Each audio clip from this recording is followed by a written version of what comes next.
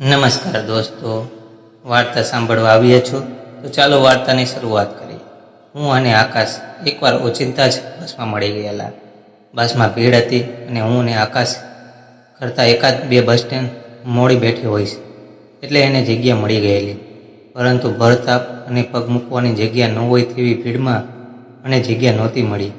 આપણે ત્યાં તો આમાં એવો ધારો કે બસ કે ટ્રેનમાં કોઈ યુવતી ઊભી હોય કે બેઠી હોય તો પણ ભીડનો લાભ લઈને એને અડકીને અન્ય કોઈક એક રીતે એની છેડતી કરી લેવાની હોય છે। પરંતુ હું પણ ઊભી હતી એટલે મારી આસપાસના કેટલાક ઇચ્છિક તત્વો મને સ્પર્શવાનો અને પરેશાન કરવાનો પ્રયત્ન કરી રહ્યા હતા। એ દિવસે એક તો ભયંકર તાપ હતો, મેં વળી ભીડને કારણે વધારે ત્રાસ થતો હતો। એવામાં એ તત્વો માનસિક ત્રાસ આપી રહ્યા હતા। આવા કિસ્સામાં તો વિરોધ પણ શું કરીએ અને એવા જ ઇસ્કીઓને પાઠ શું પણ ભણાવીએ, કારણ કે આપણી સમાજ વ્યવસ્થા જ એવી છે કે આપણે ત્યાં હંમેશા સ્ત્રીઓને જ પ્રશ્નનો ઊંડાણમાં ઊભી કરવામાં આવે છે। મિત્રો, એટલે વખાના માર્યા હું એ ત્રાસને સહન કરી રહી હતી, પરંતુ અને મારું સ્ટેશન ક્યારે આવીને રાહ જોઈ રહી હતી। એવામાં મારી પાછળથી એક હાથે મારો હાથનો સ્પર્શ કર્યો। મને થયું આ કોઈ નવી આફત આવી છે। પાછળ ફરીને જોયું તો એક યુવાન મને એની સીટ જગ્યાએ બેસવાનો ઈશારો કરી રહ્યો હતો।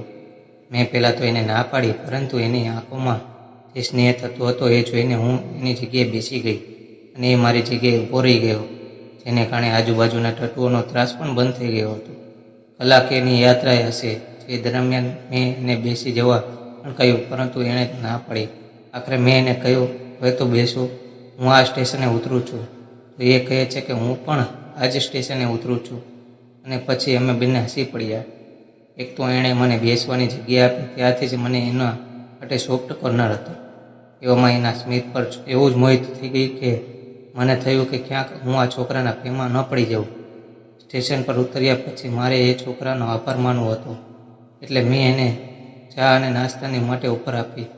આમાં 1.5 કલાકની મારી યાત્રા હતી અને એ તો મારા કરતાંય આગળથી બેઠો હતો, એટલે સ્વાભાવિક છે કે એને ભૂખ તો લાગી જશે ને, કારણ કે એણે મારા પ્રસ્તાવનો સ્વીકાર કર્યો અને અમે બસ સ્ટેન્ડ નજીક એક રેસ્ટોરન્ટમાં નાસ્તો કરવા ગયા। એ નાસ્તો જ અમારા જીવનના ટર્નિંગ પોઈન્ટ બની ગયો હતો, જ્યાં અમે બંને એકબીજાના નામોથી અને એકબીજાના શોખ અને જ્ઞાતિ વિશે ખબર પડી।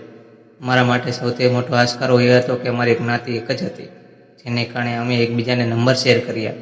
ત્યારે તો આજના જેવા વોટ્સએપનો એપનો જમાનો હતો નહીં, પરંતુ ત્યારે ફ્રી મેસેજ સર્વિસ બહારમાં ચાલતી, એટલે અમે મેસેજ પર ચેટ કરવાનું શરૂ કર્યું।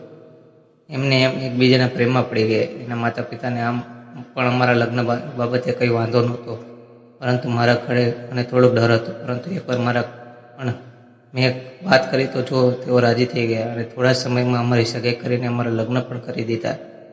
આજે તો હવે અમને 2 સંતાનો છે અને અમારા સંસારમાંથી સુખી છીએ। આવી જ વાર્તા માટે સાંભળ્યું હોય તો તમે ચેનલને સબસ્ક્રાઈબ કરજો મિત્રો। ધન્યવાદ।